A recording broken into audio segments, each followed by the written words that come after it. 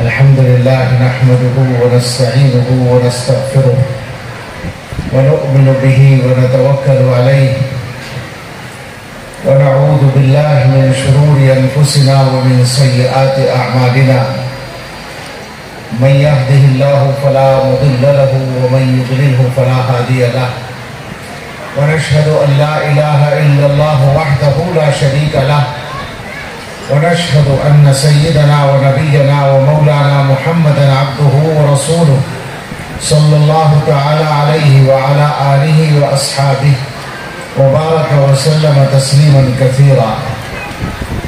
أما بعد فأعوذ بالله من الشيطان الرجيم. بسم الله الرحمن الرحيم. لقد كان لكم في رسول الله أسوة حسنة لمن كان يرجو الله واليوم الآخر وذكر الله كثيرا. صدق الله العظيم. قال رسول الله صلى الله عليه وسلم أنا رحمة مهداة أو كما قال عليه الصلاة والسلام. سبحان ربك رب العزة عما يصفون وسلام على المرسلين والحمد لله رب العالمين. اللهم صل على سيدنا محمد وعلى آل سيدنا محمد وبارك وسلم. اللهم صل على سيدنا محمد وعلى آل سيدنا محمد وبارك وسلم.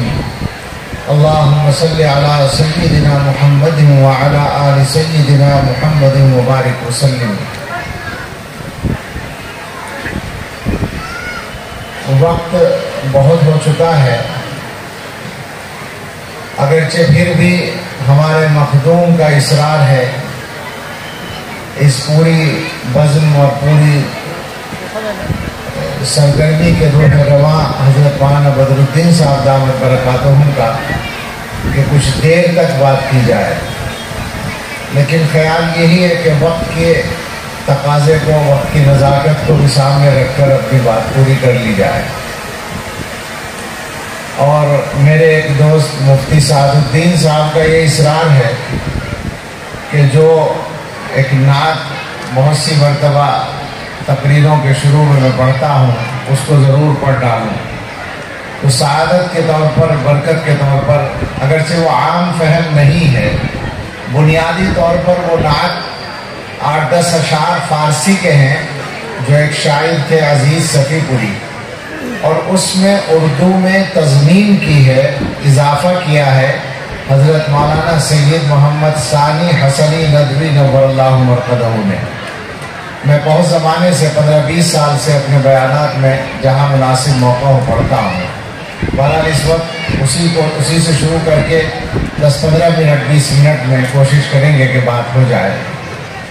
خاک کا ایک ذرہ ذکر مہوشاں کیسے کرے، عشق کے راز نہاں کو وہ عیاں کیسے کرے، مدح آقا کی گدائے بے نشاں کیسے کرے، مشک سے دھوئے زباں کو پھر بیاں ایسے کرے، کشت بے پیغم بعشق در کے نازک پہ کرے، خوش بیان مہربان جانے جانے دل برے. نعت کہتا ہوں تیری آقائے من شاہ زمن، نام تیرا کتنا پیارا پاک تن پاکیزہ من، خندہ روح روشن جبی غنچہ دہن شیریں سخن، نکہت زلف معمبر پر فدا مشک فتن، یاسمن رشک سمن جانے چمن یا جانے من، آشنائے دل ربائے خود نمائے خود سرے. تو ہے بحر بے کراں اور میں ذرا سی آب جو، اے سراپا نور تو ہے دو جہاں کی آب رو. مرحبا صلی علی جانے جہان رنگ و بو، قیصریت تیری آمد سے ہوئی ہے زرد رو. کفر سوزے دل فروزے خوب رو آہستہ خو، پاک دینے خوش کرز ہر خوش کرے. اختر تاباں کہوں یا ایک مہ کامل تجھے، میں کہوں کونوں مکان کی جان یا پھر دل تجھے. میں سمجھتا ہوں نشان جادو منزل تجھے، دل کھینچیں بے ساختہ وہ ہے کشش حاصل تجھے، نازنین محجبین دلکشے یا دلکشے، جا گدازے دل نوازے گوہرے یا اخترے، پوچھے جانا گئے تو بن کے دیوانہ گئے، بادہ عشق و محبت پی کے مستانہ گئے، صبر آیا جب نہ ہم کو پھر تو روزانہ گئے، نعت یہ پڑھتے ہوئے بے اختیارانہ گئے، سادے آزادے مستانے جانانے، مست چشمے دیر خشمے طرف زیبا منظرے، اے سراپا خلق تیری ذات ہے ہر دل عزیز، تیرے صدقے میں خدا نے دی ہمیں عقل و تمیز، تیرے در کی خاک ہی سرما بنانے کی ہے چیز، توڑنا دم تیرے در پر جان و دل سے ہے عزیز، بے قرارم اشک بارم سخت زارم اے عزیز، دل برد جاں آورد ہر دم بطرز دیگرے صلی اللہ علیہ وسلم۔ میں اپنی سعادت سمجھتا ہوں کہ اس پروگرام میں شرکت کا موقع ملا۔ حضرت مولانا نے ابھی 2 ہفتے پہلے دیوبند تشریف لے گئے تھے تو مجھ سے بات کر کے حکم فرمایا۔ کئی سال سے ایسا ہو رہا تھا کہ مجھے فرماتے تھے اور میں معذرت کر دیتا تھا، خالی نہیں ہوتا تھا، لیکن آج کا دن ممکن تھا میرے لیے کہ میں چھٹی کر لے کر آ سکوں، تو میں نے فوراً ہاں کر لی اور میں حاضر ہو گیا۔ یہاں آ کر جو کچھ دیکھا ہے وہ کسی صاحب ایمان کے دل کو خوش کرنے کے لیے کافی ہے۔ یہ بات اب کسی بیان کی محتاج نہیں رہی ہے کہ حضرت مولانا بدر الدین صاحب دامت برکاتہم اور ان کی فیملی، ان کا گھرانہ کس درجے کی اور کس طرح کی اور کتنی وسیع اور کتنی متنوع خدمات انجام دے رہا ہے۔ یہ اللہ تعالیٰ کی خاص توفیق ہوتی ہے۔ اور ابھی حضرت مولانا شمس الدین صاحب دامت برکاتہم نے جس بات کی طرف اشارہ کیا، انہوں نے بہت ہی بنیادی بات بتائی کہ اللہ تعالیٰ جب کسی کام کو آسان کرتے ہیں تو اس کے لیے ٹیم مہیا کر دیتے ہیں۔ اصل میں توفیق اسی کا نام ہے۔ علماء جانتے ہیں کہ کسی بھی اچھے کام کے لیے اسباب مہیا کر دینا اللہ کی طرف سے، اسی کا نام توفیق ہے۔ تو یہ اللہ تعالیٰ کی توفیق خاص ہے۔ ہم یہ سمجھتے ہیں کہ ہمارے اس زمانے میں جن حالات سے ہم دوچار ہیں، ساری دنیا کے مسلمان، ان کا حل سیدھے سیدھے رحمت للعالمین سید الاولین والآخرین حضرت محمد الرسول اللہ صلی اللہ تعالیٰ علیہ وسلم کی سیرت میں ہے۔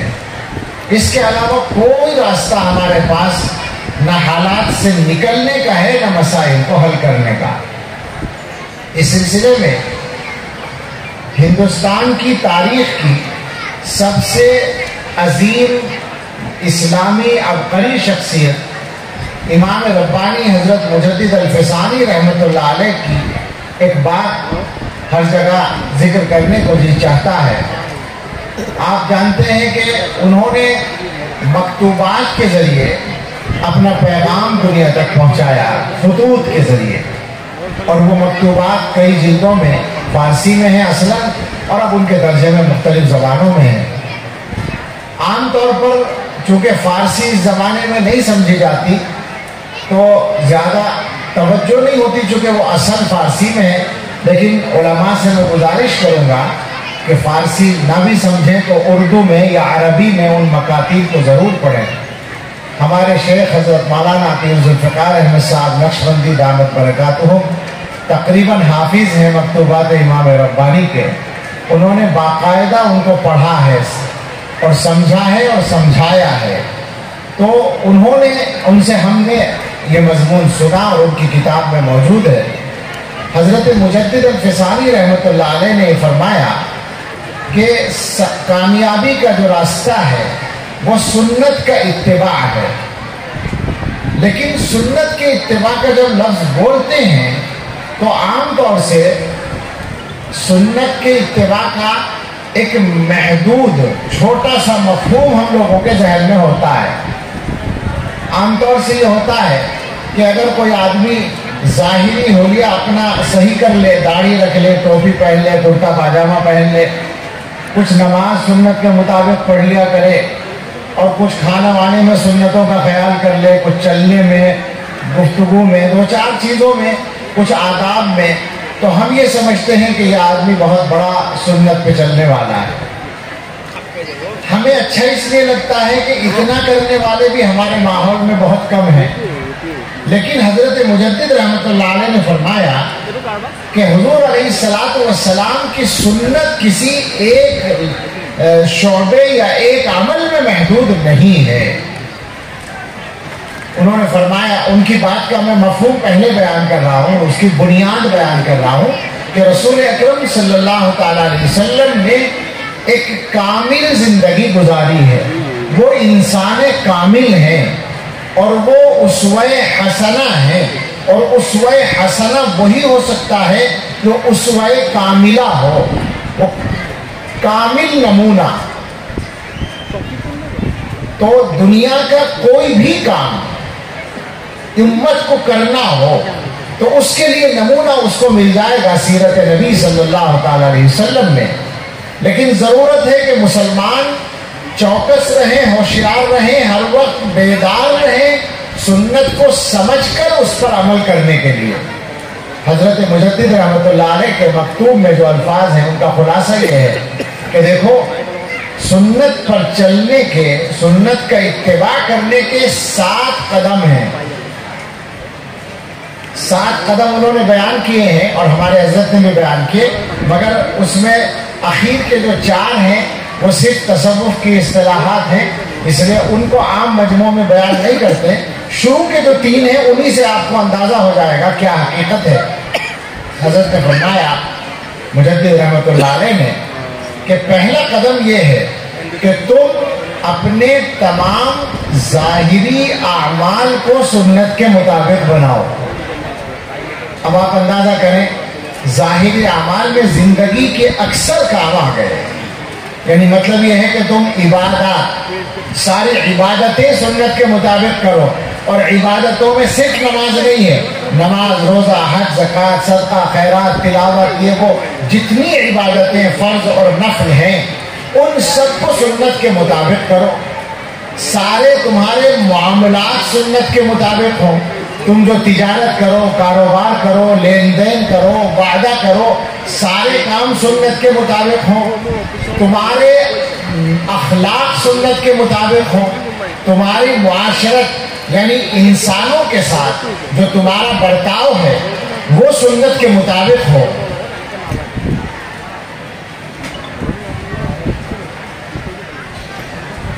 تو یہ سارے ظاہری اعمال، اور پھر اتنا ہی نہیں بلکہ گھریلو کام، بیوی بچوں کے ساتھ تمہارا سلوک، ماں باپ کے ساتھ تمہارا رویہ، بھائی بہنوں کے ساتھ تمہارا رویہ، پڑوسیوں کے ساتھ تمہارا رویہ، رشتہ داروں کے ساتھ تمہارا طریقہ، سفر میں چلنے والے ساتھیوں کے ساتھ تمہارا طریقہ، جن لوگوں سے واسطہ پڑے کسی بھی معاملے کے لیے ان کے ساتھ تمہارا طریقہ، جن دوسرے مذہب کے لوگوں کے ساتھ تم رہتے ہو، پڑوس میں وہ تمہارے رہتے ہیں، ہندو بھائی یا دوسرے بھائی، ان کے ساتھ تمہارا طریقہ، ان سارے کاموں کو سنت کے مطابق بناؤ.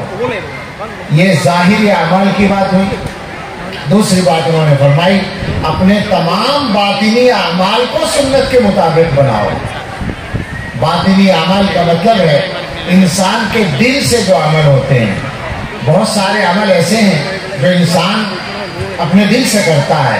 مثال کے طور پر انسان کسی کام کی نیت دل سے کرتا ہے. اب نیت میں ایک راستہ وہ ہے جو سنت کا راستہ ہے کہ اللہ کو راضی کرنے کے لیے کام کرے، اور ایک راستہ نفسانی خواہش کا ہے کہ لوگوں کو دکھانے کے لیے کام کرے. دل سے آدمی لوگوں کے ساتھ خیر خواہی بھی کر سکتا ہے اور حسد بھی کر سکتا ہے. دل کے اندر آدمی اپنی بڑائی اور تکبر بھی رکھ سکتا ہے اور تواضع بھی رکھ سکتا ہے. تو یہ سارے اعمال جو دل سے ہوتے ہیں ان سارے کاموں کو سنت کے تابع بناؤ۔ تیسرا قدم فرمایا کہ اپنے تمام اعمال کی کیفیات کو سنت کے مطابق بناؤ۔ جو عمل جس کیفیت کے ساتھ رسول اللہ صلی اللہ تعالی علیہ وسلم انجام دیتے تھے، اس عمل کو اسی کیفیت کے ساتھ تم کرنے کی کوشش کرو۔ آپ اندازہ کریں کہ اگر ہم اس مکتوب کے اس خلاصے کی روشنی میں اپنی زندگی کا ایجنڈا طے کریں تو ہمیں دنیا سے کسی سے رہنمائی لینے کی ضرورت نہیں پڑے گی۔ ابھی میرے دوست حضرت مولانا پرویز صاحب جو تقریر کر رہے تھے، نہایت ہی گہری باتیں انہوں نے کہی۔ آپ اندازہ کریں کہ نبی اکرم صلی اللہ تعالیٰ علیہ وسلم کی سنت آپ کو ایجوکیشن میں بھی ملے گی، آپ کو تجارت میں بھی ملے گی، حضور کی سنت آپ کو حکومت میں بھی ملے گی، سارے معاملات میں۔ ہمارے مذہب کی خصوصیت ہی یہ ہے، اور اسی وجہ سے ہم مذہب کو زندگی میں لانے کے داعی ہیں۔ بلکہ حقیقت یہ ہے کہ مسلمانوں کے پاس یہ ایک امانت ہے اللہ تعالیٰ کی، حضرت محمد رسول اللہ صلی اللہ تعالیٰ علیہ وسلم کی میراث ہے، اور اللہ تعالیٰ کی طرف سے ملی ہوئی امانت ہے۔ اس امانت کو دوسروں تک پہنچانا بھی مسلمانوں کی ذمہ داری ہے، مگر ظاہر بات ہے کہ جب تک اپنی زندگی میں وہ چیز باقاعدہ طور پر نہیں نافذ ہوگی دوسروں تک پہنچانے کا، نہ سلیقہ آئے گا، نہ ہمت ہوگی، نہ حوصلہ ہوگا۔ اس لیے ضرورت ہے اس کی کہ ہم اپنی اور اپنی نسلوں کی تربیت اس دائرے کے اندر، اس فریم کے اندر کریں جو سنت نبوی کا فریم ہے۔ اس دائرے کے اندر جب مسلمان کام کریں گے تو ان کو عالمی مسائل میں بھی کوئی پریشانی پیدا نہیں ہوگی۔ اس وقت دنیا کے معاملات میں جہاں ہم کھڑے ہیں وہ انتہائی کمزور جگہ ہے، چھوٹی جگہ ہے۔ دنیا کے معاملات میں ہماری پوزیشن یہ ہے کہ دنیا ہمیں بھی اور پوری دنیا کو بھی جس رخ پر لے جانا چاہتی ہے وہ لے جانے میں کامیاب ہو جاتی ہے، اور ہم دنیا کے اس رخ کو بدلنا تو دور کی بات ہے، خود اس رخ کے خلاف چلنے کی طاقت نہیں رکھتے۔ جو رسول اللہ صلی اللہ علیہ وسلم نے فرمایا تھا وَلَكِنَّكُمْ غُثَاءٌ كَغُثَاءِ السَّيْلِ، وہ جو پانی کے اوپر تنکرے چلتے ہیں، کوڑا کرکٹ چلتا ہے، وہ جھاگ چلتے ہیں، ان کی یہ ہمت نہیں، طاقت نہیں کہ پانی کے رخ کے الٹا وہ چل سکیں۔ بالکل یہی پوزیشن اس وقت ہماری ہے کہ دنیا میں دنیا کا ایجنڈا بنانے والی جو طاقتیں ہیں، جو یقینی طور پر ہم سے محبت نہیں رکھتی، جو سیدھا سیدھا لفظ بولے تو دشمن ہیں، انہوں نے جو کچھ بنا رکھا ہے ہم اس کے تابع ہو کر چلنے پر مجبور ہیں۔ ہم جیسے کمزور انسان نہیں، ہماری حکومتیں، ہماری تمام مقتدر قوتیں اسی ایجنڈے کے تابع ہو کر چلنے پر مجبور ہیں۔ کیوں؟ صرف اس لیے کہ ہم نے سنت کے راستے کو چھوڑ رکھا ہے۔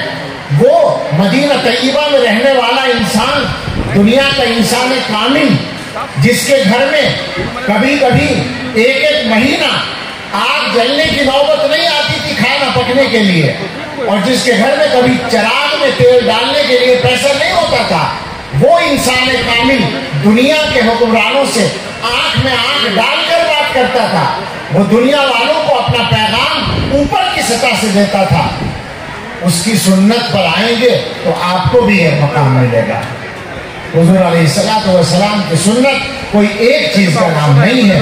اس وقت جو حالات چل رہے ہیں، ہمارا ملک ہو یا دنیا ہو، فلسطین کے حالات ہو یا کہیں کے بھی، اگر جائیں گے واپس سنت کے راستے پر، اور سنت کا وہ راستہ جو رسول اللہ صلی اللہ تعالیٰ علیہ وسلم سے حضرات صحابہ نے سیکھا اور عملی طور پر برت کے دکھایا، اس راستے پر جائیں گے تو سارے مسئلے عزت کے ساتھ حل ہوں گے۔ اور مسلمانوں کے لیے سچی بات یہ ہے کہ اس کے علاوہ کوئی چارہ نہیں ہے کہ وہ اس راستے پر آئیں، ورنہ پھر ان کو دنیا میں کوئی پوچھنے والا نہیں ہوگا۔ اگلی نسلوں کی اسی راستے پر تربیت کا یہ ایک نظام ہے جو ہمارے سامنے ہے۔ میں نہیں جانتا ان ساری تفصیلات کو جو اجمل فاؤنڈیشن کے ذریعے یا مرکز المعارف کے ذریعے، میں تو دو چار ناموں کو جانتا ہوں، مولانا بدر الدین صاحب کو سبھی جانتے ہیں، اور ہمارے یہ مولانا برہان صاحب ہیں بمبئی میں کام کرتے ہیں، یہ مولانا پرویز صاحب ہیں، اور دوسرے کچھ احباب ہیں جو یہاں کام کرتے ہیں۔ ہمیں تو کچھ پتہ وتا نہیں، ہم تو بالکل بیکار اور کہہ لیجیے محدود زندگی گزار رہے ہیں، جو کچھ اللہ تعالیٰ توفیق دیتے ہیں چھوٹا موٹا کچھ باتیں کر لیتے ہیں، لیکن اللہ تعالیٰ ان حضرات سے جو کام لے رہے ہیں، حقیقت یہ ہے، میں ابھی مولانا سے کہہ رہا تھا، حضرت مولانا بدر الدین صاحب سے، کہ فارسی کا ایک شعر ہے، مشہور شعر ہے، سپاہ تازہ برانگیزم از ولایت عشق کہ در حرم خطر از بغاوت خیردست۔ میں عشق کی ولایت سے ایک نئی فوج تیار کر رہا ہوں، اس لیے کہ حرم میں عقل کی بغاوت سے خطرہ کھڑا ہو گیا ہے۔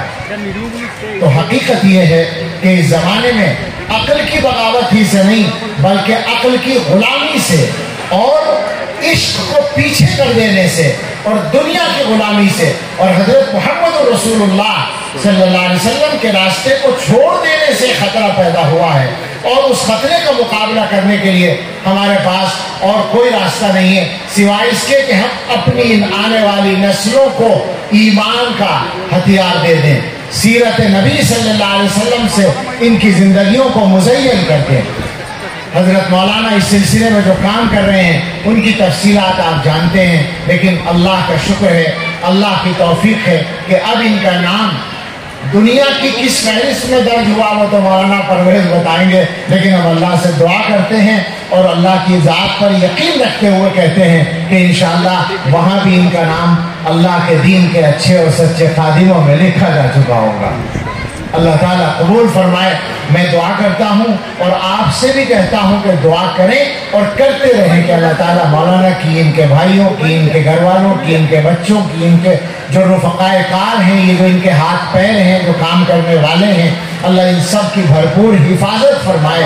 حقیقت یہ ہے کہ دنیا کی طاقتیں آج نشانہ بناتی ہیں ان لوگوں کو جن کے بارے میں وہ جانتی ہیں کہ یہ اس مردہ قوم میں جان ڈال سکتے ہیں، ورنہ رسمی کام کرنے والوں سے ان کو کوئی خطرہ نہیں ہوتا۔ میں بہت تلخ حقیقت کی طرف اشارہ کر گیا ہوں ڈرتے ڈرتے، لیکن مجھے یہ کہنا ہے کہ شاید اپنی قوم کے سچے خادموں کی پوری اہمیت سے ہم واقف نہیں ہوتے، دشمن واقف ہوتے ہیں۔ اس وقت ساری دنیا میں جو صورتحال ہے وہ اسی طرح کی ہے۔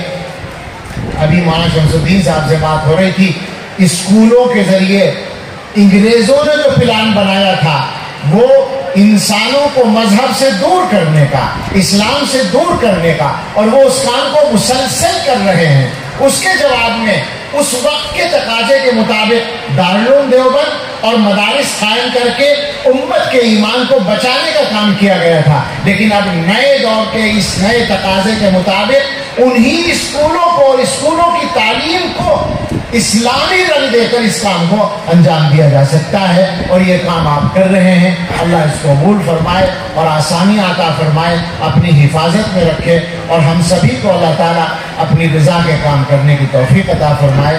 آمین۔ وآخر دعوانا ان الحمد للہ رب العالمین۔